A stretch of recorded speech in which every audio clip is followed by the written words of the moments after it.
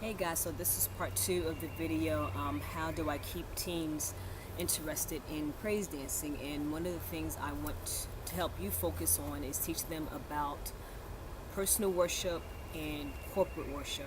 A lot of times teens are going to be interested and energized and really amped about ministering during youth Sundays or having a teen conference, which is all good because they're amped up and they're focusing on choosing the right youth pastor and then having the right gospel artist or the gospel group to minister to them, and that's fine. But as a leader, it's your responsibility to teach them the difference between personal worship behind closed doors and corporate worship. And what I mean by that, as a leader, when you're teaching them about praise and worship, you're teaching them the importance of having a personal devotional and relationship with God behind closed doors. And they have the freedom to choose any gospel song that's going to usher them into a mode of worship behind closed doors. So it doesn't matter if it's the latest artist or if it's upbeat or if it's slow, and then they have their freestyle of movement, whether they're pop locking or doing any hip hop movement with their feet or club movement, whatever their expression of worship is behind closed doors. That's a totally different story. That's fine. But when you're teaching them and they're crossing over into the church and they're dealing with corporate worship, that's a whole different genre. And there's a website that I came across when I was analyzing this question. My question was, well, do worship leaders really know, do praise dance leaders know the difference between worship songs and gospel songs and praise songs? Because me, I didn't. I had to look it up. I was like, well, aren't they all the same? A gospel song is a gospel song. But then I had to look up the word worship and the purpose of choosing a worship song. And I came across this site called rickmuchhow.com. Again, the site is called Rick, R-I-C-K, muchhow.com. And he had a lot of points within this blog, and I wrote down the notes so I can teach to you. And one of the things he taught about was worship, and the purpose of worship is leading people to respond to God's greatness. And he coupled that statement with Romans 12:1. So as praise dance leaders, we have a responsibility to teach teenagers within the praise dance ministry the purpose of worship.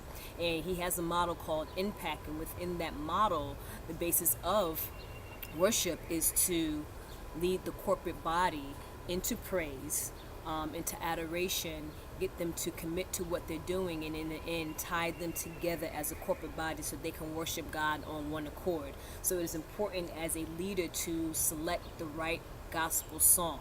You have the choice, you have the freedom, and you have the responsibility to teach this to teens within a praise dance ministry.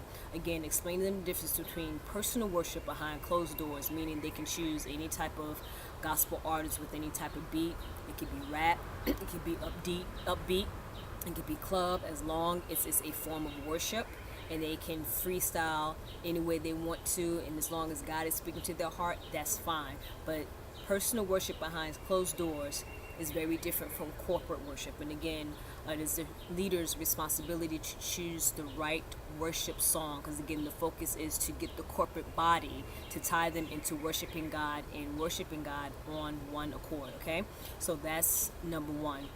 Number two, it is crucial not for you to be tempted to choose secular songs catering to the emotions and the needs of teenagers. Again, you are a leader and you are in control, so that means you have the choice to choose the songs that you want to minister to. Again, remember, ministry means you're serving God, you're serving your praise dance members. Now you're going to service your audience, which is the church congregation, and your mind frame and purpose is to bring them into a sense of corporate worship.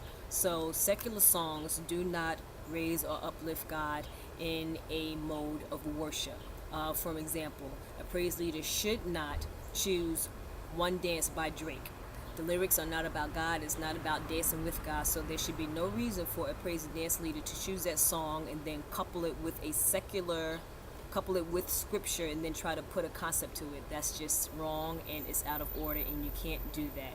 Again, do not feel pressured to keep the attention of teens by choosing secular songs. There are gospel songs with great topics and messages that can minister to them. But again, it's your responsibility to teach them the difference between personal worship behind closed doors and then corporate worship. So again, do not choose secular songs, because as praise dance teams, we are to be separate from the world. You're supposed to teach the teens to be wholly separate and pleasing unto God. So teach them to be separate from the world and be wholly acceptable and pleasing unto God. And you can look up that scripture and you can study it in different variations, and it teaches you, how to be holy from the world, to be separate. And there's gobs of stories within the Old Testament how the people of Israel were supposed to be separate from the world, because the world had pagan traditions, and that was just different from what God was trying to express within his people. So again, it is your responsibility to be careful of selecting gospel songs and keeping them interested. You can keep them interested by having open dialogue with them. So again, this is part 2 of the series on how to keep teens interested within the praise dance ministry. Song selections. Be careful. Choosing a gospel song, you want to make sure you tell them the difference between personal worship and corporate worship. In choosing a gospel song, you want to keep in mind the purpose of worship, and worship songs are to lead people to respond to God's greatness. Romans 12:1. Make sure you teach that to your teens. Again, please subscribe to my channel, leave your comments in the box, and let me know what you think. Thank you so much, and have a blessed day.